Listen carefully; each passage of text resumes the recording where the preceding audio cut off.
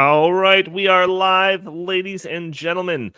This past week, we witnessed an engineering breakthrough from Elon Musk's SpaceX. The successful launch and recapture of SpaceX's Starship booster marks a pivotal moment in the future of space travel, showcasing advancements in reusability and cost efficiency. SpaceX is paving the way for a new era when it comes to space access in terms of the affordability and all of that good stuff.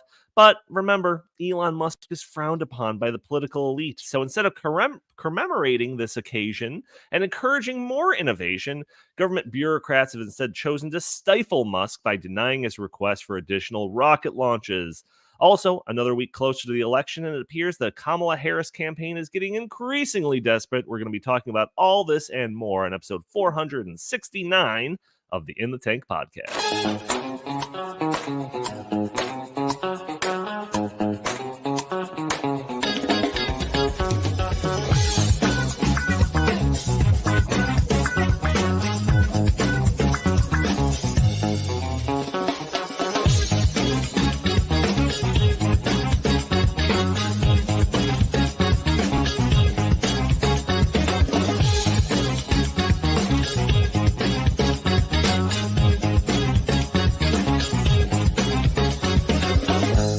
I can imagine what can be and be unburdened by what has been. You know? Welcome to the In the Tank podcast. As always, I'm your host, Donald Kendal.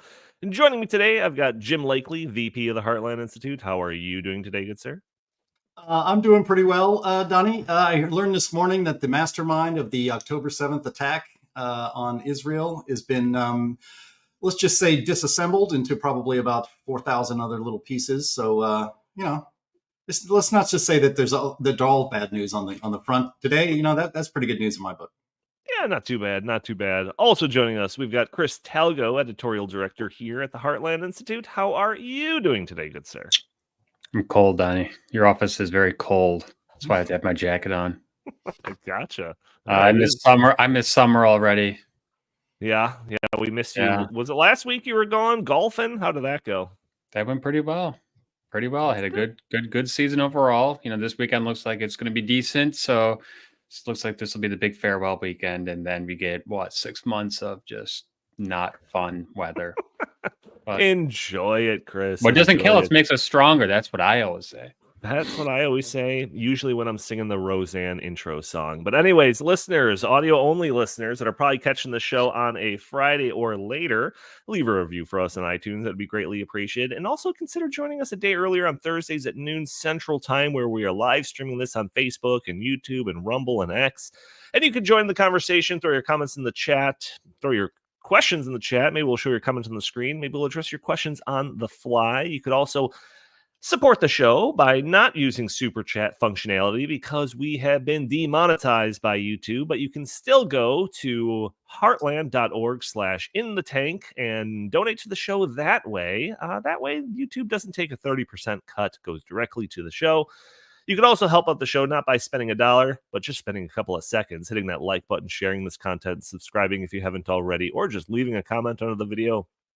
All of those things help break through those big tech algorithms that prevent content like this from being shown to more people. But ladies and gentlemen, we have a lot to talk about as the sidebar shows there. Let's start off with Elon Musk, SpaceX.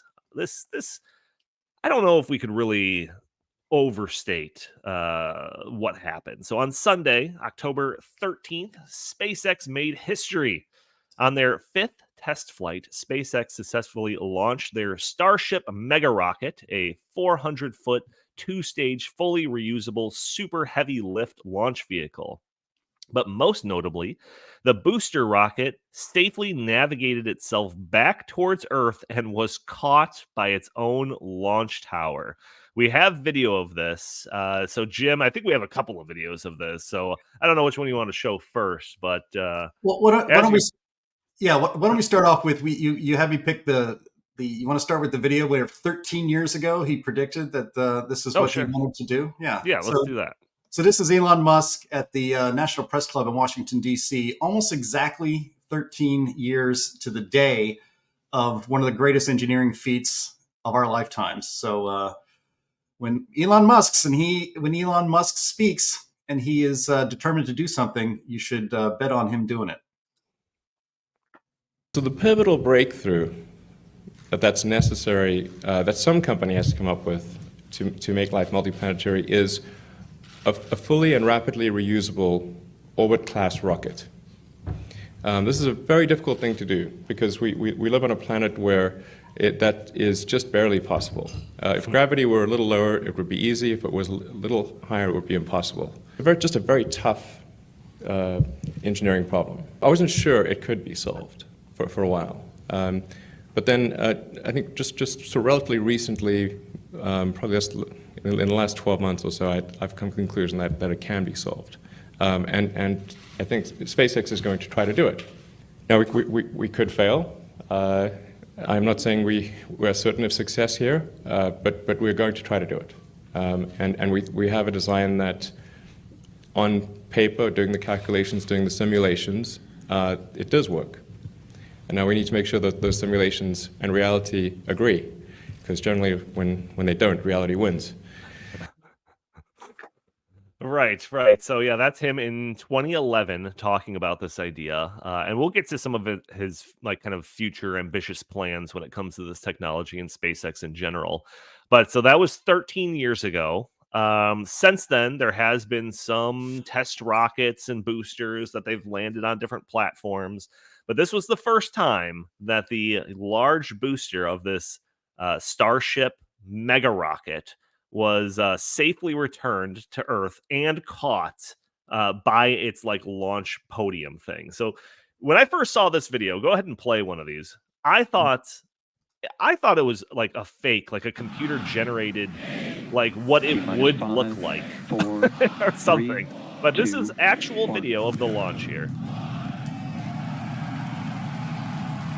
I mean, look at that. That's just beautiful. I mean, just look at that. We have liftoff. That is the most powerful rocket ever built and the heaviest and the largest vehicle ever put into the sky. Right. Yeah, 400 feet tall. Yeah, it's about.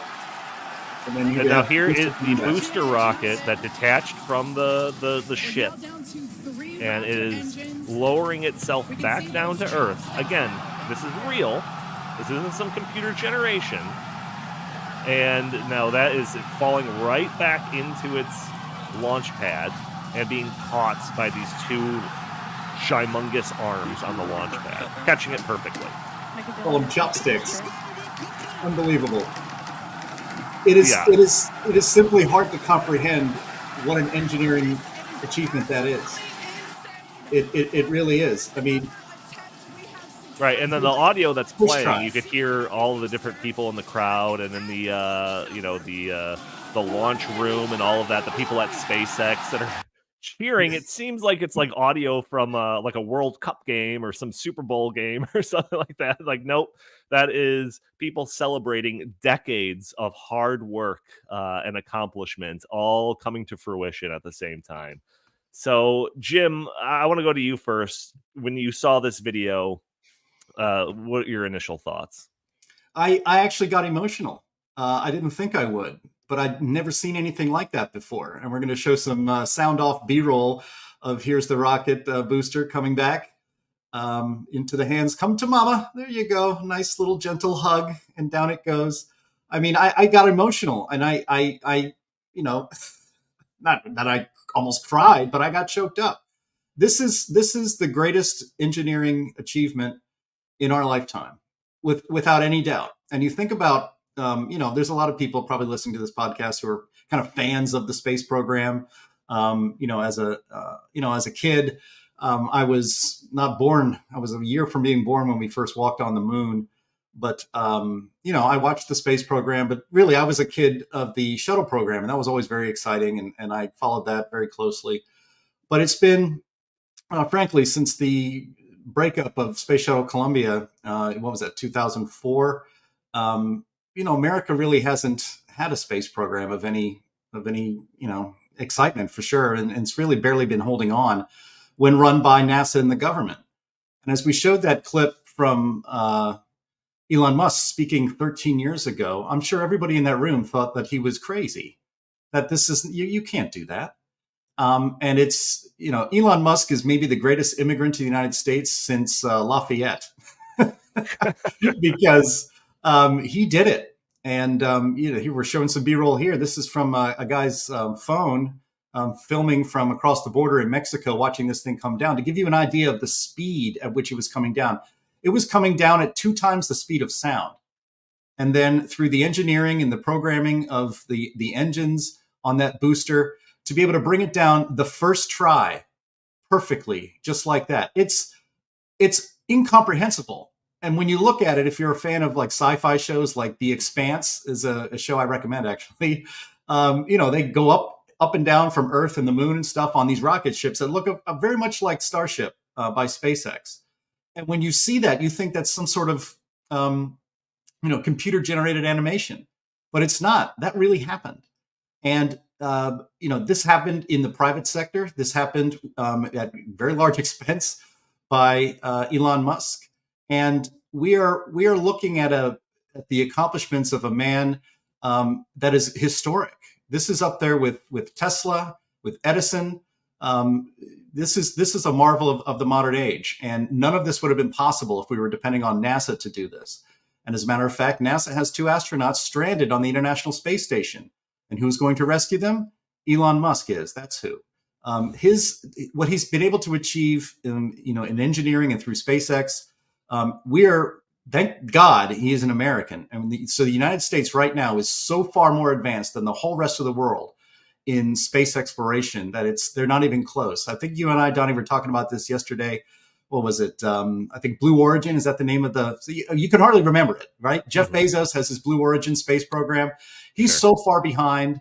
It's not even funny. He should probably and a lot of people that might want to compete with Elon Musk are probably going to give up when they see something like this. There's no way anybody else in the world could do that. Nobody. It's just amazing. And I'm as excited as those young engineers who had the day of their life. They cannot believe it. The amount of intellectual might that made this happen is as good, if not better, than anything we did during the Apollo program to get people to the moon and back. Chris, initial thoughts on this? I when I saw the clip on Sunday, I was taken back, and I immediately thought, like, we got to talk about this on the podcast. What were your thoughts? Pretty stunning that he was able to pull this off the first time too. I mean, that is, just amazing. Not much else, I can add to this one. I think Jim, really. Okay, well, that's fine. Did it justice, actually. Well, we have plenty more to talk about this. So Elon Musk has ambitious plans for this technology and SpaceX in general. They are envisioning launching Starship missions into orbit where they can build out their huge Starlink satellite and mega constellation. To put up thousands of satellites quickly, or a bigger telescope, you need big rockets. This is something that could achieve that. There are talks of using Starship to be used to launch huge telescopes into space. I think the Hubble telescope is the size of like a bus.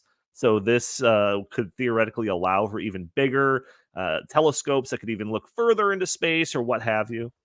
They can use this to refuel other starships that are in orbit. So theoretically, you could have one of these launch the actual ship into orbit and then have another one that serves as like a refuel pod or something to go up into orbit, meet it, refuel the Starship, and then have that go off further into space. So it could more easily and efficiently and cost effectively carry people and cargo to places like the moon or even Mars. NASA wants to use Starship as part of its Artemis program, which aims to establish a long-term human presence on the moon. You could conceivably have 5 or 6 people in the cabin, says Elon Musk, if you really wanted to crowd people in. But I think most we would expect to see is 2 or 3 people per cabin. Again, this is according to Musk. And so nominally about 100 people per flight to Mars. So he's got his sights set on Mars. SpaceX actually has plans of sending 5 uncrewed starships to Mars in 2 years. And the reasons for the 2 years thing is because basically to get to Mars, you have to wait for like the planets to align, so that they're actually closer. The shortest distance between the two planets, and then you can launch something. So the next time that'll be the case is in 2 years. So they want to send some uncrewed test space flights to Mars 2 years from now. Beyond that, the plan would be to gear up for manned missions to the red planet 2 years after that. So if everything goes to plan, we could theoretically be sending people to Mars by 2028 using this technology. And Musk's long-term goal, and he's made this very clear, I think he's like branded the idea of colonize Mars. You see him wearing T-shirts like that. Occupy Mars. That's what he says. Occupy Mars. That's right. And he says that he wants to do that to ensure the long-term survival of the human species by becoming multiplanetary. So obviously all of this seems very ambitious, and I would put money on some of these things being delayed in terms of their timelines, various setbacks. But it's this sort of ambitious thinking that inspires people. And I think that this is it's been a while since like your average kid dreamed of being an astronaut. When they grow up, now they want to be like TikTok influencers or something. But it's like these sorts of plans and this sort of big ideas that lets like imaginations grow. And it also serves as a reason, at least for me, to feel optimistic. I've talked on the show a lot about how like pop culture and media is generally pretty bleak. And they're always painting a picture of some dystopian future like Hunger Games or Ready Player One or Wall-E or, you name it. Like it's always usually painting the future as some horrible, climate change destroyed planet that we're all suffering to get food. I mean, and it's all undergirded by like climate change narrative that we're destroying the planet and humanity is suffering, et cetera, et cetera. So ambitious plans like Starship and colonizing Mars, like that inspires hope for the future. It makes it seem like human potential is limitless and it's only constrained by a lack of will and some short-sightedness. So, Chris, I'll go back to you. I mean, perhaps I'm being a little flowery with my thoughts on this, but I don't know. What do you think? To be totally honest, I mean, you guys probably aren't going to want to hear this, but I'll just say it anyways because I really don't care, actually.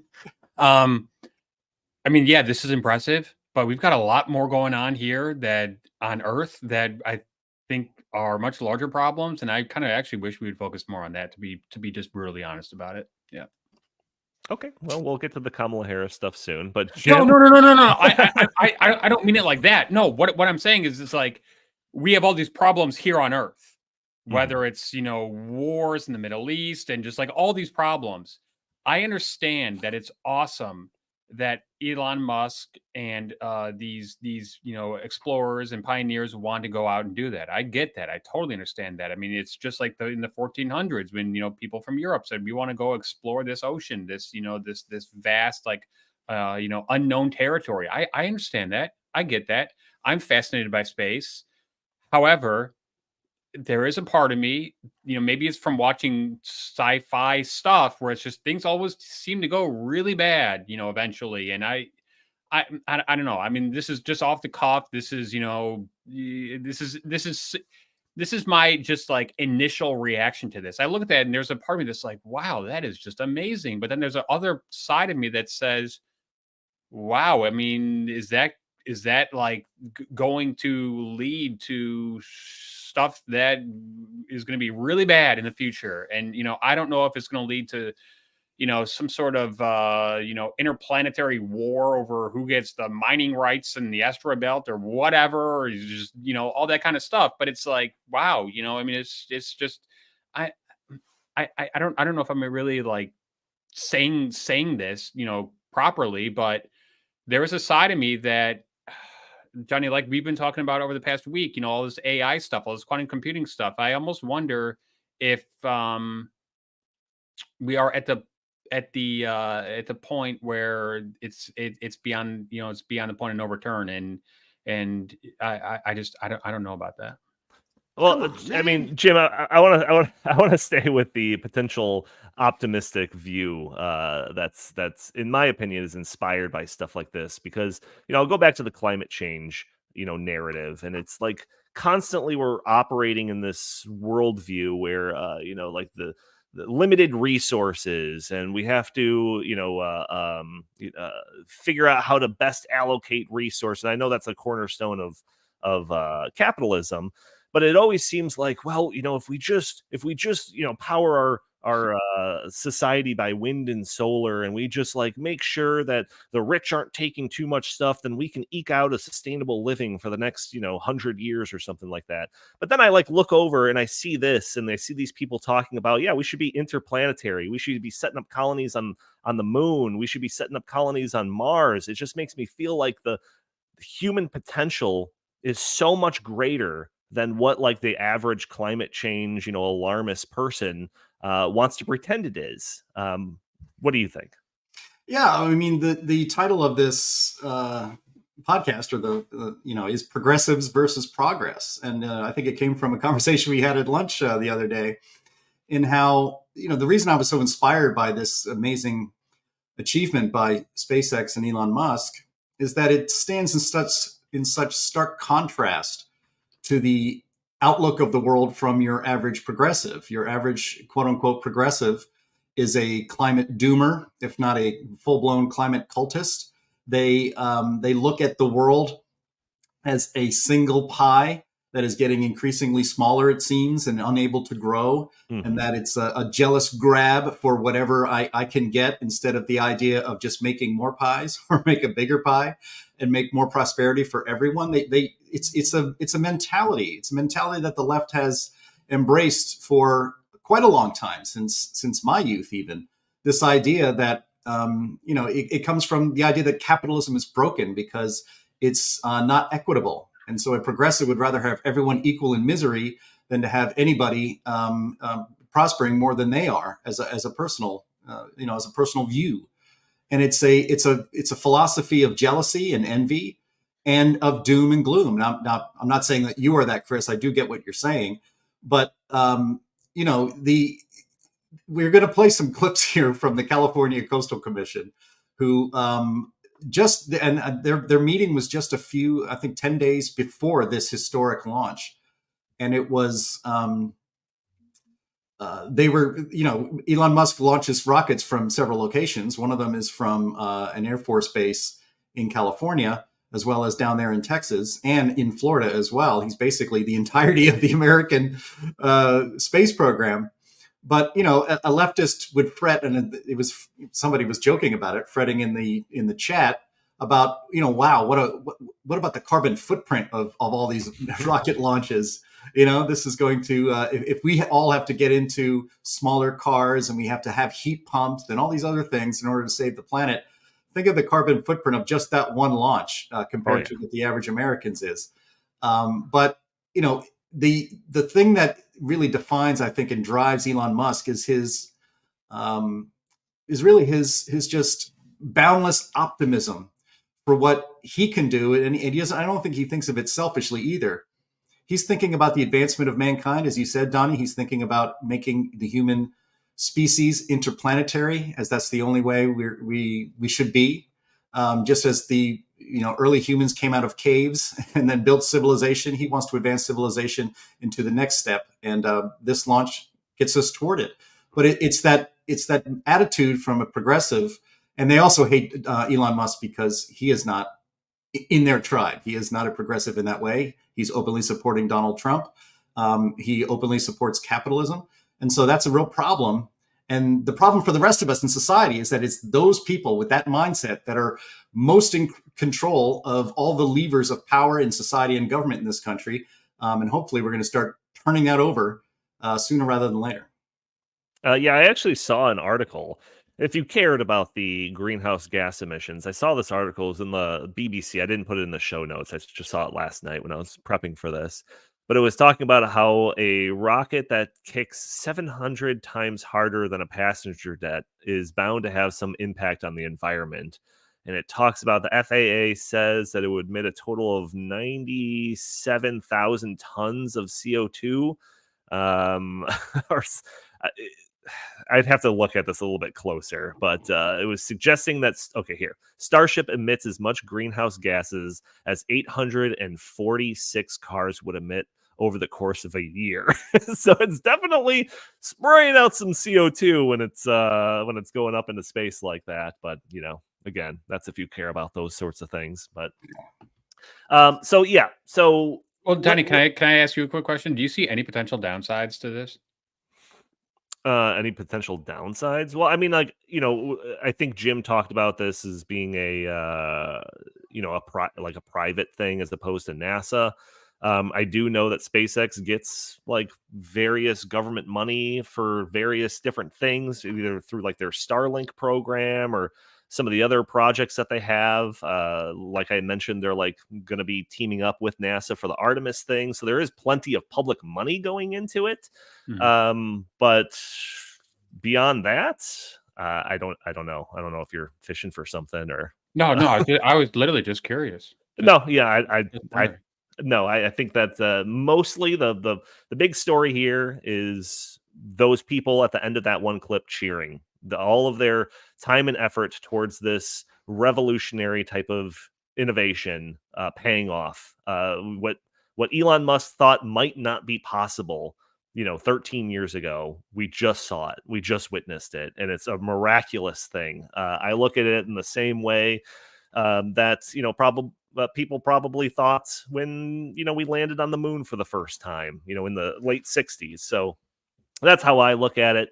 Future problems, some of the stuff that you outlined, we could deal with that in 100 years when it becomes an issue. But I look at it as just like this huge accomplishment, and I think about how Elon and SpaceX, they're riding high on this recent achievement of Starship. And you would think that the government would be celebrating this success and encouraging this sort of innovation and forward thinking. Well, you would be wrong. So recently, SpaceX, through the U.S. Space Force, requested to increase the number of SpaceX rocket launches on the coast of California from 36 to 50 per year to facilitate various SpaceX activities. And the California State Commission rejected this request. And the commission cited several reasons for their rejection, including concerns over disruptive sonic booms and the desire to keep a closer eye on how the operations will affect the state's wildlife. So, according to the New York Times, the sonic booms have been startling residents in Southern California, whose homes have shaken by powerful, confusing jolts.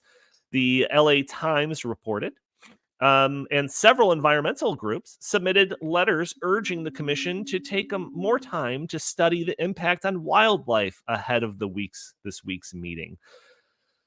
So I know that most of your people's eyes are already rolling. Mine are too. But this wasn't the worst of it. The worst reasons cited to reject SpaceX's request was related to Elon Musk specifically.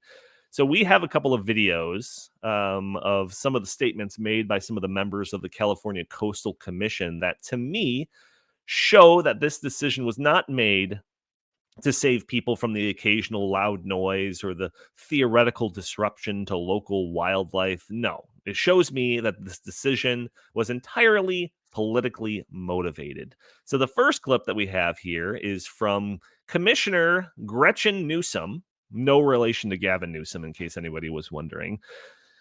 I'm going to try to contain myself because I saw this clip yesterday and it triggered me. So let's go ahead and play good old Gretchen Newsom.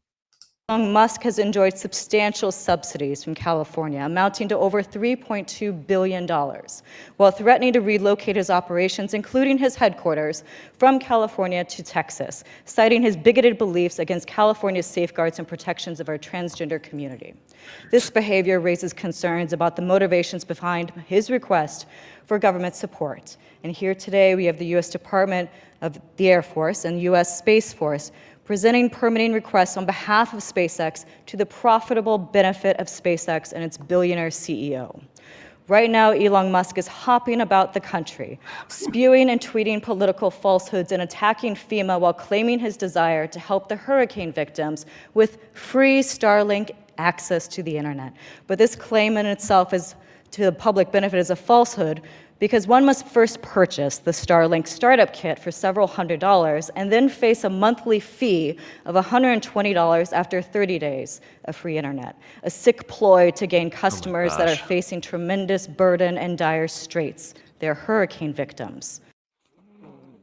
Oh, so I'm afraid I'm going to get heated here. I mean, is this not a character directly from Ayn Rand's Atlas Shrugged? I mean, someone who would burn scientific and societal progress on the altar of some nebulous, ever-changing idea of the greater good. And the clip literally makes me feel sick to my stomach. Oh, Elon Musk objects to our politically religious beliefs about transitioning children without their parents' consent. Therefore, we're going to use the state to stop SpaceX and their plans.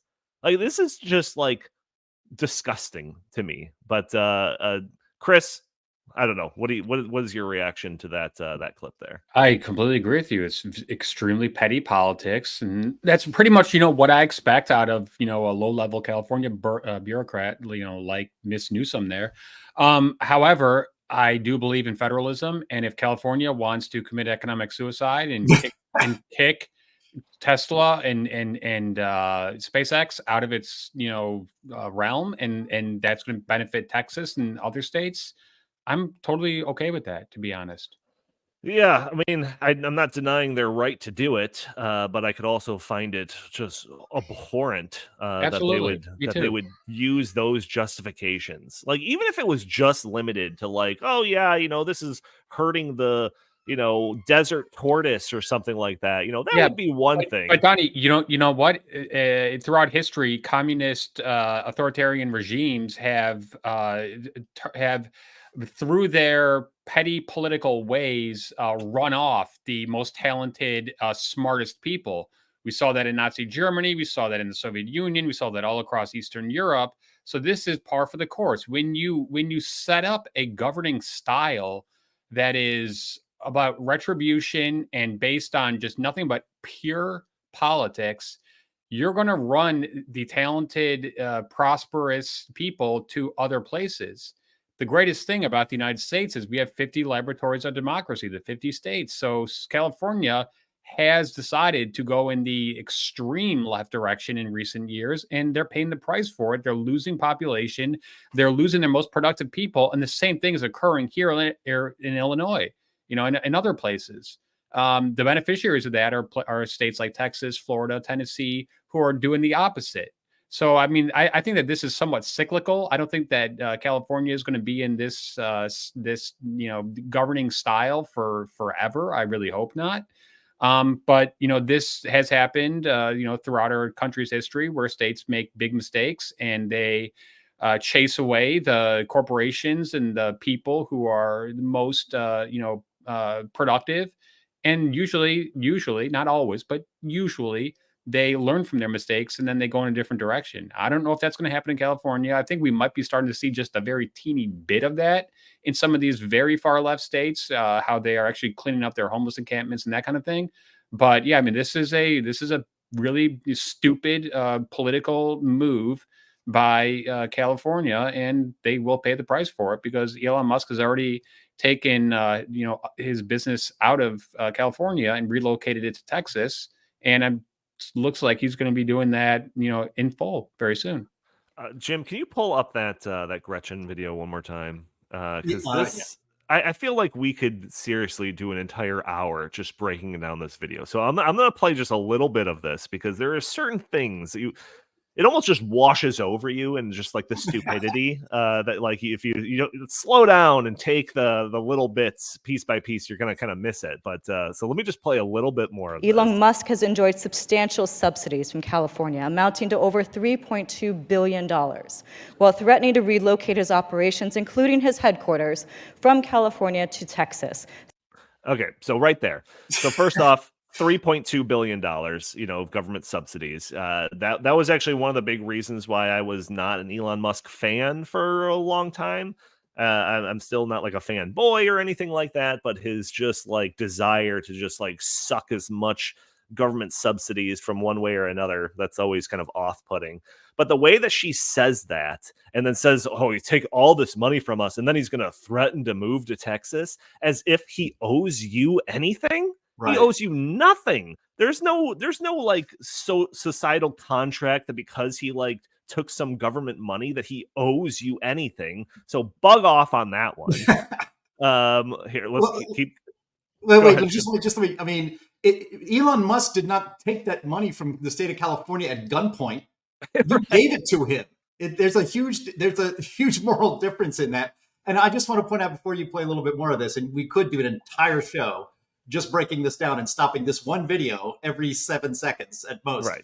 I just love the way she's dressed. She even looks like a commissar, for crying out loud. She looks like the worst apparatchik that will visit your house and to scold you. She is the world's most horrifying home association president coming to your house to tell you that you're not allowed to have. You have 3 too many pumpkins in front of your house for Thanksgiving for Halloween, right? I mean, look at that shirt, for crying out loud. Yeah, there's nothing worse than a bureaucrat with power that wants to abuse it. That's right. And so there's nothing worse than a little bureaucrat with a little bit of power, and then they explode it into the ether. And just one last point to make: this is basically the California Coastal Commission doesn't need to give permission ultimately for Elon Musk to launch his rockets.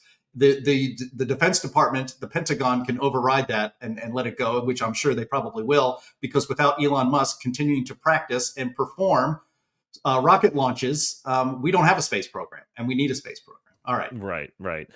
You know what? I think you have more clips here, so I don't want to get bogged down in just this Gretchen Newsom one. But I see that there's a handful there. So Jim, I don't know, maybe you want to tee one up and play it. What do you got? Yeah. So actually, I got. I forgot to load one, and I'll load it while we're playing this one. But this is another woman on this commission, very small-minded, and again pointing out to how they're hassling Elon Musk and trying to get in his way, not because of any legitimate reason, but because they don't like his politics. But here we're dealing with a company that is the head of which has aggressively injected himself into the presidential race and made it clear what his point of view is. My understanding was that they would be here today on Zoom. I am very concerned that even after meeting with me, expressing my feelings. Chair. Yes? Sorry to interrupt. They did participate on Zoom today. Oops. It's not the other companies. This is about SpaceX increasing their launches, not the other companies increasing their launches. So.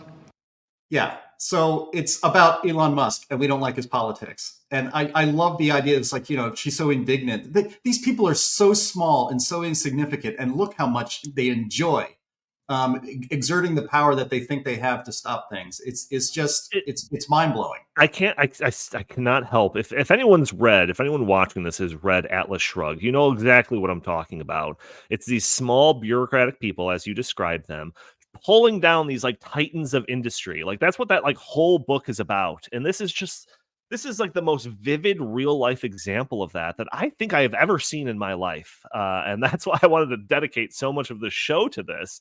On one hand, we're watching this like marvel of modern technology and engineering feats that, again, thought maybe impossible just a decade ago. And then now these people that you've never even heard of on some coastal commission in California that is doing their darndest to squash it out of some petty hatred, some petty political hatred of the guy that is the head of it. It's just unbelievable. But the good news is that they're going to be overridden. So who cares what they say? I mean, if this was, President Biden going up there and saying we were going to outlaw all SpaceX launches in the United States of America, I'd be like, whoa, that's really bad. Give it a year. This is just a bunch of California, far left, progressive people who are, trying to score political points. And I think that they're very upset. I think the timing of this is very important. They're very upset that Kamala Harris seems to be losing the president. Do you guys not think that that's no, kind of I part think of you're this? right. I And think you're right. I just Elon find it Musk funny. literally being parked in Pennsylvania promoting Donald Trump. Absolutely. If Elon Musk had not gone to that Pennsylvania rally and was really, just staying on the bench on this one, I doubt that they would be doing this. They're doing this because he has emphatically endorsed Donald Trump, and that's what this is about. I think personally. Oh, I think you're right. I think that's part of that that political pettiness that they're trying to throw in his face. But Jim, let's do one more clip. I know you got two there. Pick the best one. I'll pick the best one. This I titled it in the background Soy Boy. So here we go, Soy Boy. Are talking about SpaceX in this, and I will say, and I just want to put it out there, as a person in this process, in as was mentioned earlier today, we're an appointed body. There's the politics and policy and science. They mix in these spaces. It's real. This company is owned by the richest person in the world with direct control over what could be the most extensive global communication system on the planet. And just last week, that person was speaking about political retribution on a national stage, and it was very glib, but yet he was standing next to a candidate that openly promotes and is working to normalize that language, and we have to push back against that. Yeah, it's so. I mean, like this is what we're up against. I mean, these people are seriously, they're sick. I mean, we've talked about Trump derangement syndrome. I think it's mutated. I used to joke that if Trump were to discover the cure for cancer, that people would reject it out of spite for Donald Trump. But it's not even a joke anymore.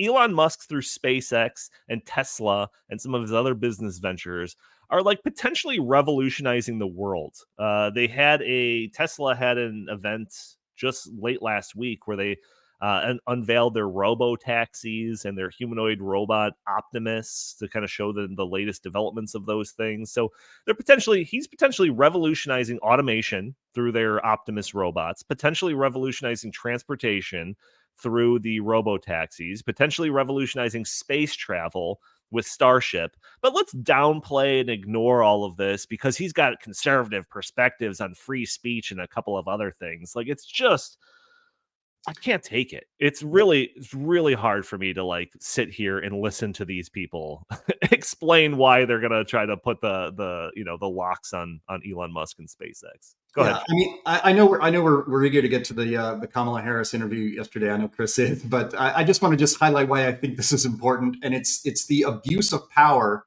by even these petty little bureaucrats. It is not legal to discriminate against Elon Musk just because of his political views. It's not. It goes beyond just improper. Anybody in a position of power they are representative of the people, and they're supposed to exercise their power without favor or disfavor based on politics or any other thing. Everything should be judged on its merits. And we are at a point now in society where radical leftists feel entirely comfortable admitting in a public setting that they are trying to squelch somebody's business. In this case, one of the most important businesses going in America right now, for petty political reasons. They are so comfortable saying it. Gretchen is spitting it out in her commissar shirt, and they think this is totally fine. And this is indicative of what's happening all over our government and has been happening over our government, frankly, since Donald Trump was elected in 2016. The government was weaponized against him before he even took the oath of office, and the government is still being weaponized against anybody who does not toe the liberal line, from government agencies as small and irrelevant as this one to our even Department of Defense or Department of Justice in this country. That's what I think. That's why I think it was important to mention this, even though the Pentagon is going to override it. I would be absolutely certain of that. In a lot of cases, that wouldn't happen. That these petty bureaucrats will punish their political enemies, and they will use every lever they have of power to do so. Yep. I would just add that they're going to fail, and that's a good thing. So yes. Yeah, exactly. Yeah. I mean, you said if Biden were doing this, that would be another thing. And I honestly feel that give it some time, and they'll put the brakes on the entire space program just simply because of the CO2 emissions.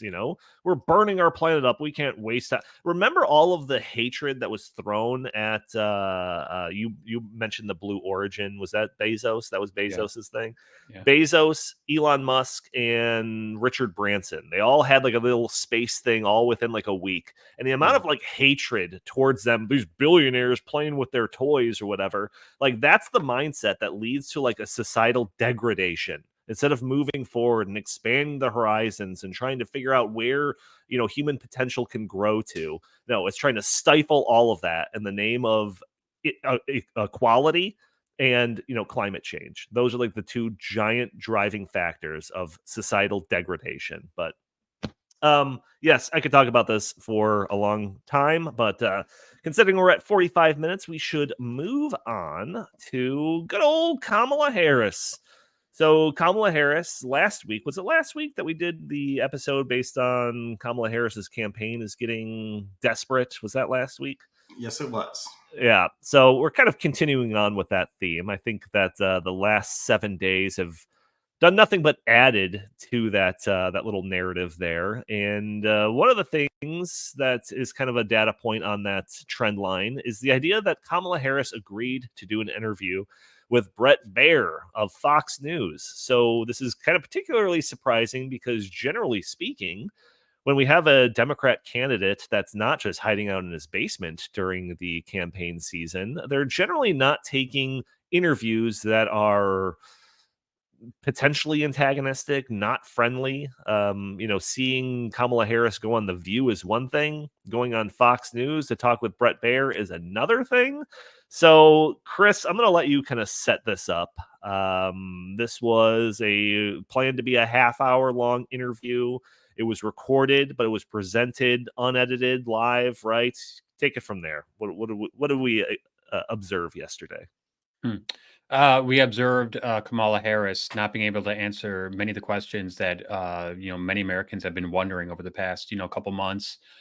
We saw her obfuscate. We saw her just completely refuse to answer very straightforward questions.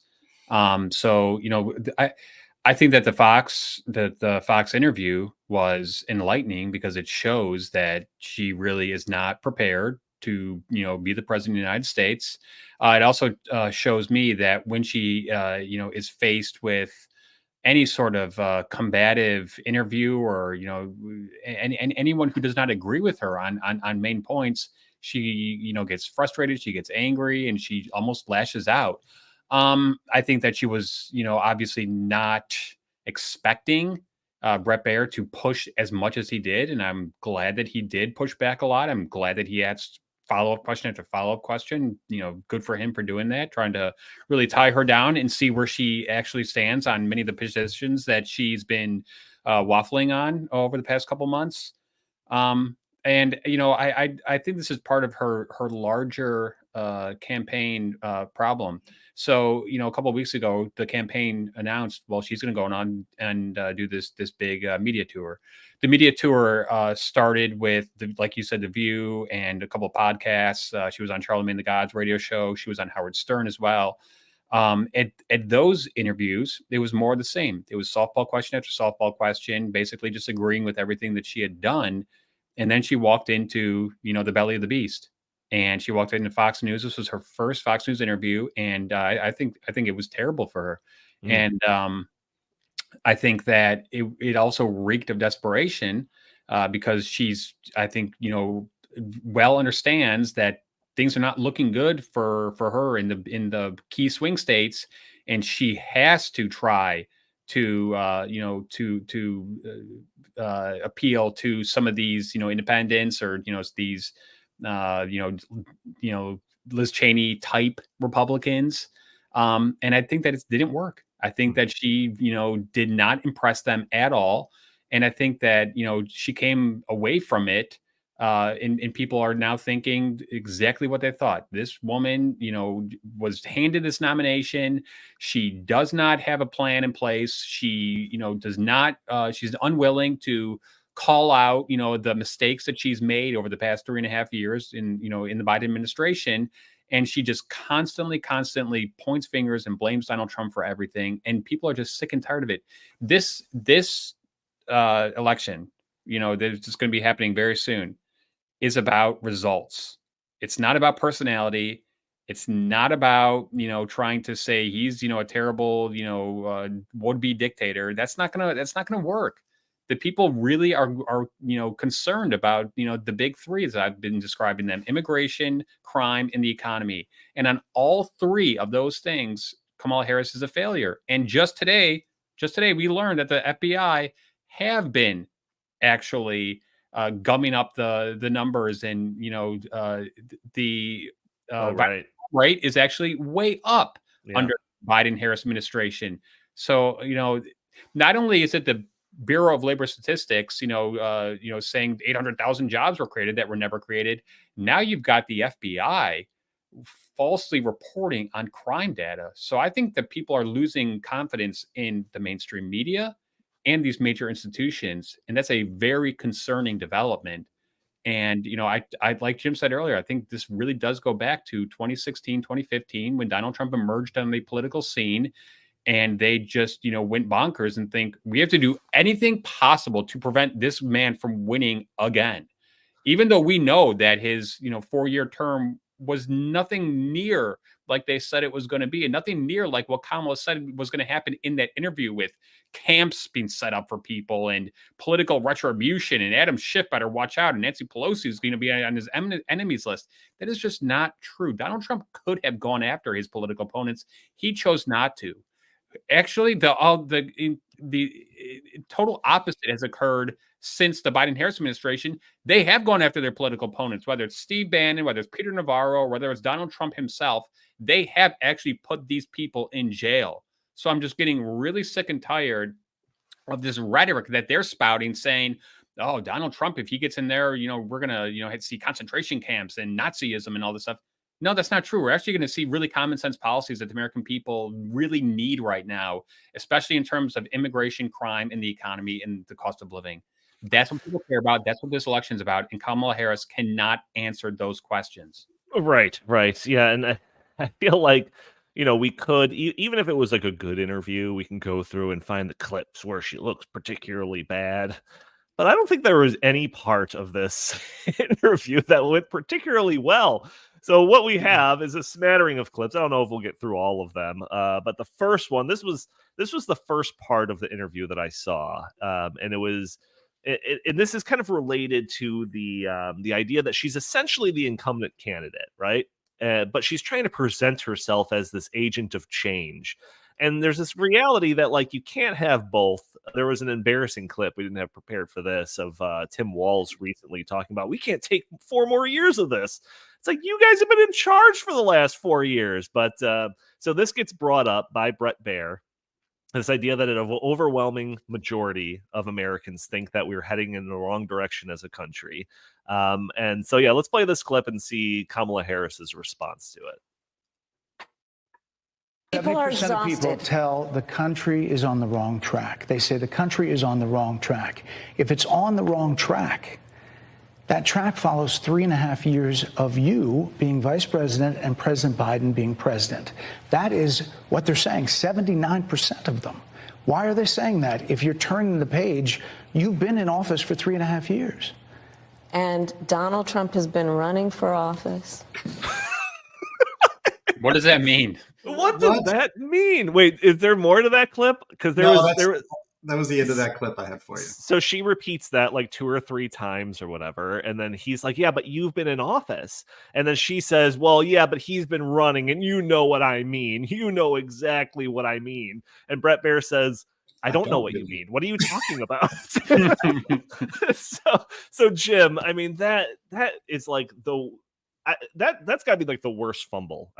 That's the worst fumble of the whole thing, I think. Maybe some of the clips are worse, but that to me is like Chris was saying, like the big points that are in voters' minds is they're thinking like these last 3.5 years with inflation and all of that like hasn't been great. What's your response to that, Kamala Harris? Well, Donald Trump's been running for president. It's like, that's not even an answer. What do you think? It isn't even an answer. And to be honest, I didn't see the clips until later because I don't have Fox News. I don't have cable at all. But I was looking at a few clips on my phone on X, and I thought, oh my God, she did terrible. She did terrible. Everybody's saying that she just did terrible, and the clips showed that. And then I watched the whole thing actually on YouTube, and I thought, you know what? She didn't do as badly as I thought she did. And then I watched it again, and I probably watched it 3 times. She got there 17 minutes late, so they didn't get as many questions in as they wanted. That was obviously on purpose. The intent, what Kamala Harris was trying to do was to get there late, because Bret Baier had promised, like, we'll record 30 minutes, and then he probably figured from 5 o'clock to 5:30 we'll record this interview, and then that gives my team half an hour to get it ready and to air right at 6 o'clock on Fox News. She knew that was the plan, so she shows up 17 minutes late. And her intent was to filibuster through all these questions. That's exactly what I was going to say. Yeah, and since Bret Baier had very limited amount of time, he would talk over her and wouldn't let her get away with it, and tried to nail her down on some very basic questions, like, I don't know, you had a position on. Like, for instance, like in 2019, you had a position that all transgender surgeries to transition should be paid for by the taxpayers for anybody in federal prison system. So murderers and all those people, if they feel like they want to transition, the taxpayers have to pay for that. That was a position that he played the clip of her saying so in 2019. And he asked her a very logical question. Do you still have that position today? The left, considers that an attack question or a gotcha question. No, it's just asking what actually the American people would like to know. You've had these kind of positions that are out of the mainstream just a few years ago. Do you still hold those positions? She refused to answer them. And in fact, I think one of her answers was, Brett, that was 5 years ago. Like, yeah. Okay, fine. Yeah, 5 years ago, it's not that long ago. Do you still believe that this should be policy? And she said, I will follow the law, because apparently it's law to do this. You'll have the power as president to make those policies. Do you still support it? She refused to answer. The idea that, like, I'm going to follow the law. It's like, you're also running to be part of a government wing that controls what the laws are. So it's right. Some of those answers that you're talking about are actually in this immigration clip. Do you want to play that one, and then you can elaborate further? Yeah, no, we'll play the immigration clip. But it's like, what I found funny was that, great, actually, because this was the first, it was hardly super challenging, but it was the first any challenge to any of her policies, any interview she's ever given. J.D. Vance does this stuff daily, and he just slays on the Sunday shows all the time. He gets nothing but, hostile questions, and he has no problem with it. She has a big problem with it, and her answers are pretty terrible. So here we go with the immigration stuff. Voters tell pollsters all over the country and here in Pennsylvania that immigration is one of the key issues that they're looking at this election, and specifically the influx of illegal immigrants from more than 150 countries. How many illegal immigrants would you estimate your administration has released into the country over the last 3.5 years? Well, I'm glad you raised the issue of immigration, because I agree with you. It is a topic of discussion that people want to rightly have. And you know what I'm going to talk about. Yeah, but just a number. Do you think it's 1 million, 3 million? Brett, let's just get to the point. Okay, the point is that we have a broken immigration system that needs to be repaired. So your Homeland Security Secretary said that 85% of apprehensions. I'm not finished. We have it's an a rough immigration estimate of 6 million people have been released into the country. And let me just finish. I'll get you the question. I promise you. I was beginning to answer. And when you came into office, your administration immediately reversed a number of Trump border policies. Most significantly, the policy that required illegal immigrants to be detained through deportation, either in the U.S. or in Mexico. And you switched that policy. They were released from custody awaiting trial. So instead, included in those were a large number of single men, adult men, who went on to commit heinous crimes. So looking back, do you regret the decision to terminate Remain in Mexico at the beginning of your administration? At the beginning of our administration, within practically hours of taking the oath. Here's the filibuster. Here's the filibuster, The first bill that we offered Congress, before we worked on infrastructure, before the Inflation Reduction Act, before the Chips and Science Act, before the bipartisan Safer Communities Act, The first bill, practically within hours of taking the oath, was a bill to fix our immigration system. Yes, ma'am. It was called And- the U.S. Citizenship Get on with Act it. of Let's go. 2021. It was And essentially so, a pathway to citizenship for the... Yes, ma'am. May I finish responding, But please? here- but this- you have to let me finish, You had the please. White House and the House and the Senate, I'm and they in the didn't middle bring up of that bill. responding to the point you're raising, Okay. and I'd like to finish. Wow. She said nothing. She said zero. Chris, I mean, seriously, like, maybe some people are saying like, well, it wasn't a train wreck, but it's not doing her any favors. I mean, I'm watching some of these clips, and they're just like, they're flying as good as a brick with a anchor tied to it. What are your thoughts? Yeah, so I just want to like really key in on that point because this has been getting a lot of attention since she entered the race, and she keeps saying that Donald Trump torpedoed this border bill, but that border bill didn't wasn't even introduced into Congress until 2023. So for the first 2 years of her administration, like Brett Baer said, the Democrats had control of the House and the Senate. They did absolutely nothing on the border except undo all of Donald Trump's executive orders that were in place designed to keep these people from entering the United States, remain in Mexico, and those other kind of things. So she just completely ignores that and just refuses to even address that point and just tries to point fingers and blame Trump because he did not agree with this supposedly bipartisan bill in 2023 that was just not even, not a good bill at all, would not have solved the problem at all. And we know why. Because they wanted to let in tens of millions of people into this country because they want to change the demography of this country so that they can win more political elections. I mean, it's very simple. And, that's what this is about. The American people see that's happening. I think that they overestimated on this one because now we're seeing that these cities across the country, not just border cities, but cities all over the place, including Chicago, New York City, all over, they're being overrun with, illegal immigrants who are causing all sorts of problems for their public services, for education, just all over the place, not to mention crime, obviously. And I think the American people are really fed up with that. And they're really fed up with that. She will not even say, hey, you know what, we made a mistake. If I could go back, I would redo it this way. I wouldn't do that, and the other thing. She just keeps just saying, no, actually, you're wrong, Brett. Everything's great. Everything's fine. And don't worry about how many people have entered this country. It doesn't matter. And the American people, I just think, are sick and tired. They will not buy that. Right. Yeah. Here's another clip, and this one, I don't know if it caught her off guard because it's asking about Joe Biden, and Joe Biden is in most people's minds not even president anymore. He's just faded off into the sunset, almost literally. But so this one almost caught her off guard. But I think that this question is more kind of almost trying to gauge her judgment on things. So let's go ahead and play this clip. He's unstable. He is unstable, Brett. He's not well. You say he's mentally not stable? He's not stable. Let me ask you this. You told many interviewers that Joe Biden was on his game, that ran around circles on his staff. When did you first notice that President Biden's mental faculties appeared diminished?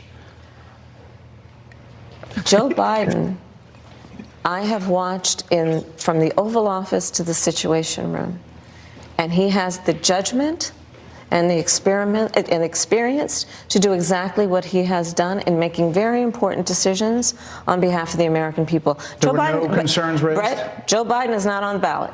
I understand. And Donald Trump but is. You talked about it. And Donald Trump After George Clooney said within a few minutes of talking to President Biden at a fundraiser that he thought this was not the same Joe Biden that we saw on the debate stage. Donald Trump is on the ballot. I understand.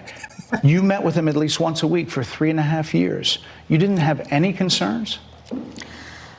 I think the American people have a concern about Donald Trump, which is why the people who know him best, including leaders of our national security community, have all spoken out. Even people who worked for him in the Oval Office, worked with him in the Situation Room, and have said he is unfit and dangerous and should never be president of the United States again, including his former vice president, which is why the job was open for him to choose another running mate.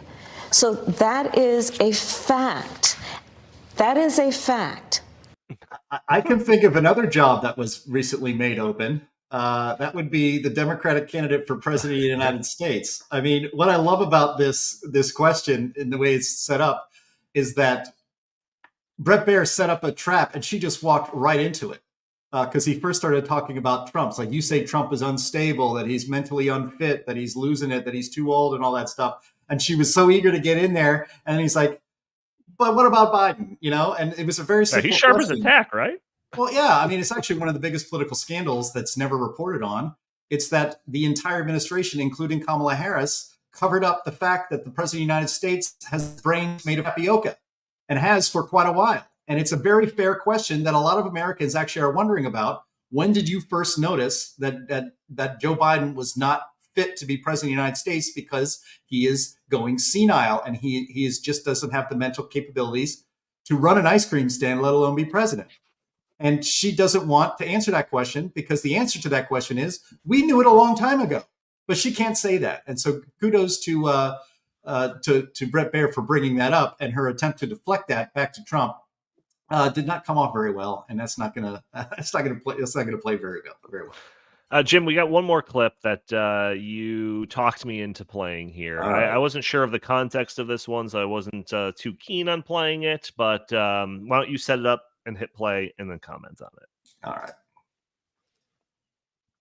And you and I both know that he has talked about turning the American military on the American people. He has talked about going after people who are engaged in peaceful protest. He has talked about locking people up because they disagree with him. This is a democracy.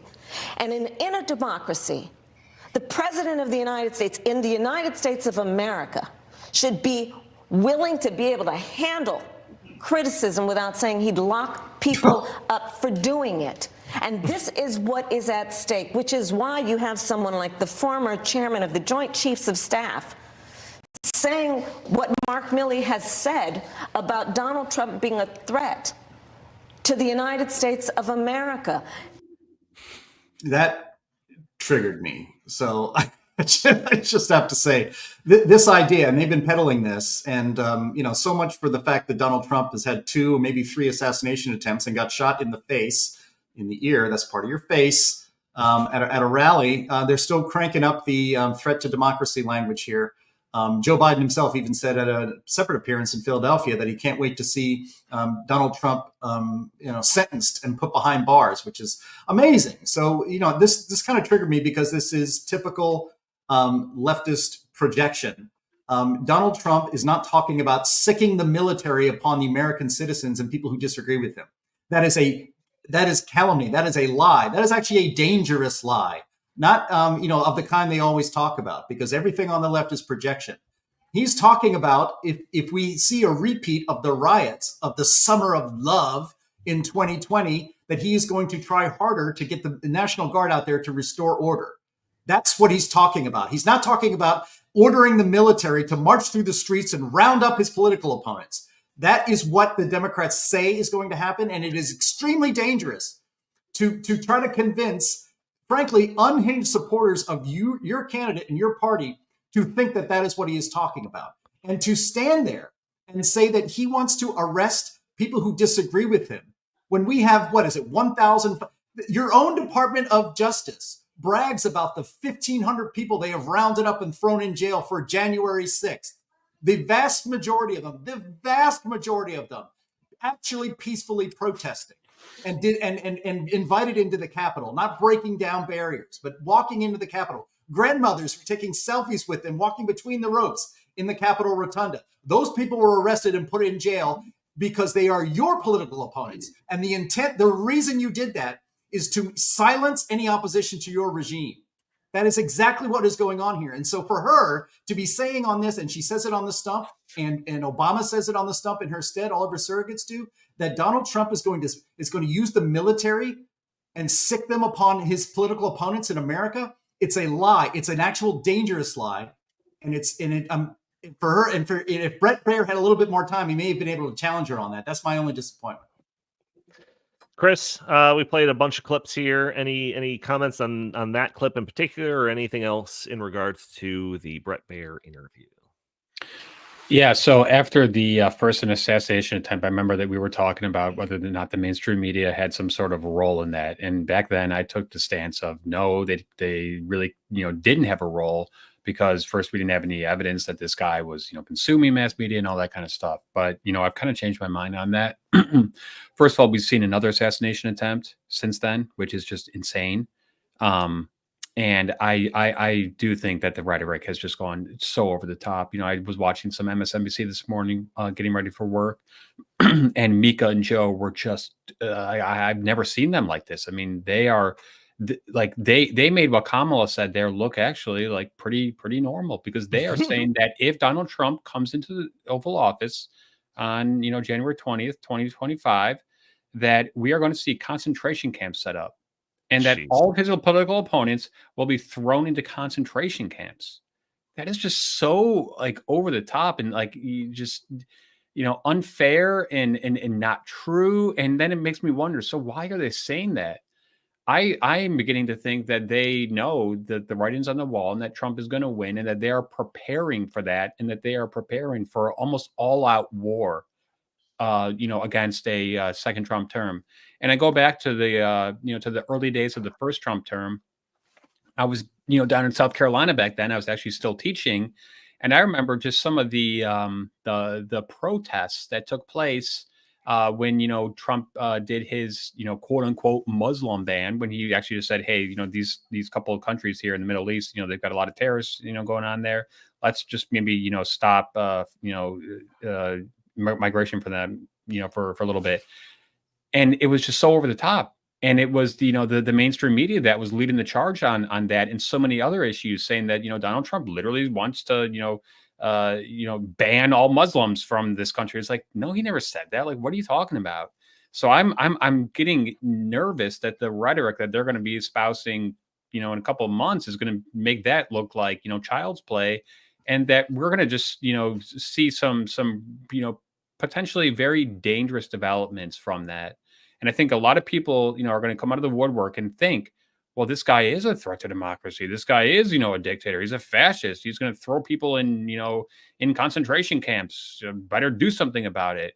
So, it's really sad, pathetic, scary that the mainstream media are just going so far to try to scare, the socks off the American people.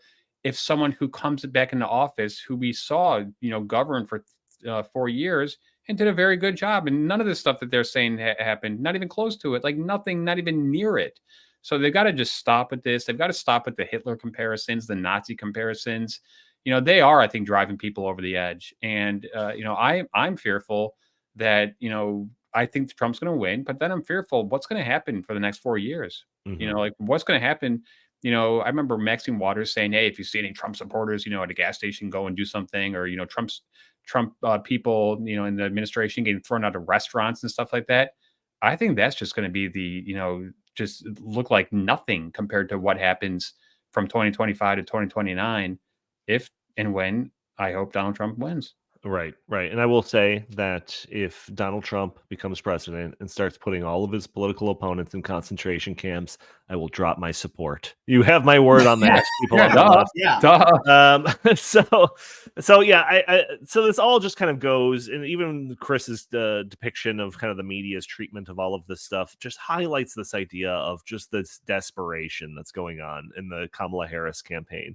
I think we referenced this last time. We don't have to go into it again, but the polls of the swing states are looking increasingly favorable to Donald Trump. Some of these betting odds websites are looking particularly favorable for Donald Trump. It's leading the Kamala Harris campaign to do things that they wouldn't normally do to try to get some, extra momentum here. Going on the Brett Baier interview on Fox News, that was one of them. There was also news that broke over the last several days. Donald Trump was on some podcast, and they were asking him, when are you going to be on the Joe Rogan podcast, the most viewed podcast in the world? And he's like, "Oh, I think I am doing that one. Yeah, I am doing that one." So everyone's like, "Wait, what?" There hasn't been any official announcement, but if Donald Trump goes on the Joe Rogan podcast, it's going to break the internet.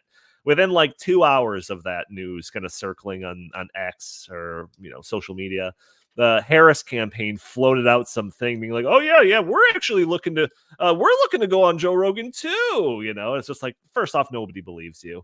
Secondly, like that would be terrible for your campaign, surely, and certainly a move again out of desperation. So I think that for me, it feels like the writing's on the wall. It feels like what is going on with the campaign, what's going on with the media is just trying to make it seem like it's closer than it really is, because I feel like it's not going to be very close. I swear, there's some other things going around of like, the same things that we heard 4 years ago, like, oh yeah, there's going to be a lot of mail-in votes, we're going to have to wait days for them all to be counted, it's even likely that a lot of those will swing one way or the other, versus the other, I should say. And I don't think we're going to have to wait 4 days. I feel like this is going to be wrapped up on election night. But Jim, what do you think? Am I reading too much into this desperation of the left? Stop giving me hope and and calming my fears about this election, because I still have the scars from 2020. We still know that election was not exactly on the up and up. There were let's just say I already just got this podcast demonetized and banned, although our channel is demonetized. It doesn't matter, I guess. But let's put it charitably. There were irregularities to that election. The 2020 election was the most unique one any of us have ever experienced. And we saw a huge lead in Pennsylvania and other swing states just suddenly disappear in the middle of the night. And when people were tracking the vote counts, it went from, it's just impossible that when you're opening up boxes of ballots, that 99% of them, or maybe even 100% of them, are for one candidate, not the other. It's a statistical impossibility. Yet we saw it happen in 2020. And so, supporters of Donald Trump have been saying that it has to be, the victory for Donald Trump has to be too big to rig, that it has to be overwhelming. The polls show that a lot of the swing states are tight. And historically, Donald Trump support has been underpolled. So if the race in Pennsylvania is tied, that probably means in practical terms, at least as far as the expression of the voters of Pennsylvania, that he's probably up by a few points. And if that's the case, then yes, this is looking as optimistic as you think, Donnie. But again, I've experienced the 2020 election. I kind of, I keep replaying it in my head. And the idea that an American election for president will be settled on election night, as has happened in every other election but one in our entire lifetimes, I am not so optimistic that I think that will happen, but we'll see. All right, Chris. I mean, I don't want to inspire complacency or anything like that. But I've been saying this. This has been my thought that I've been saying on this podcast for at least 3 weeks now, that I'm thinking Trump is taking this, walking away. Final thoughts, and then we're going to wrap up the show. Yeah, I think the best evidence to point to that is that at this point in time, Joe Biden had a 10-point national lead. Most of the national polls show maybe Kamala winning by 1, 2, or actually tied. And in the swing states, Biden was up by more than 5 points in almost all of them. Trump in the RCP average is winning every single swing state, all 7 of them. That is a humongous difference from 2016 and 2020. I mean, so I'm confident that he's going to win. But like Jim said, we saw what happened in 2020. I stayed up that entire night watching, just my mouth on the floor, just going, I can't believe this is happening. I doubt that that's going to happen again, just because this time there's not going to be the sheer number of mail-in voting, and there's not all the pandemic, stuff happening. But yeah, there still is going to be some cheating. Of course, there's going to be cheating. And I think it's going to be, less than it was in 2020. And I think Trump's going to win. And that's what I'm sticking to. Yeah, so I see the comment that was briefly flashed on the screen from Engineer Guy. Jim, if you could find that one, of the Tyrus on Fox News, talking about him guaranteeing that it's going to be a landslide, and that if it's not, he's going to shave his beard. I can't go that far, guys. Come on, Donnie. Come on, I can't man. go that far. I can't go that far. But obviously, this will be a topic in the weeks leading up to the election. We'll talk about it more and more on future episodes of the In the Tank podcast. I want to thank all of you for joining us for this episode. Tune in every week for a new episode of the In the Tank podcast. If you're watching this or listening to it on iTunes, leave a review for us on iTunes. That would be greatly appreciated. And you could also watch us live on Thursdays, noon Central Time on Facebook and YouTube and X and Rumble. And you can join the conversation, throw your comments and questions in the chat. Maybe we'll show your comment on the screen. Maybe we'll address your questions on the fly. And you can also support the show by going to heartland.org/inthetank and donating directly to the show.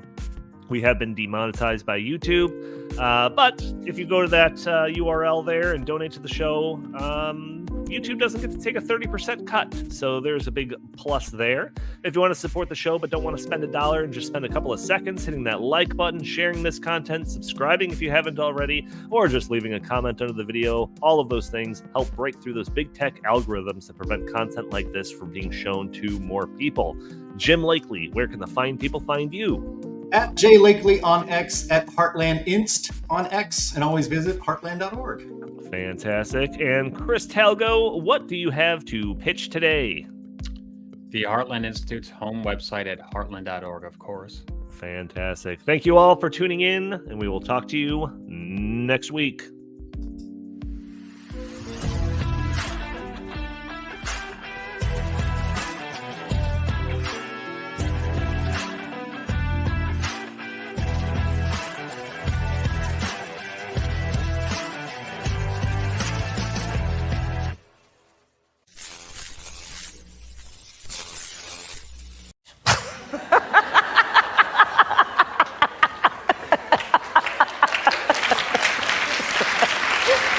Turn that off.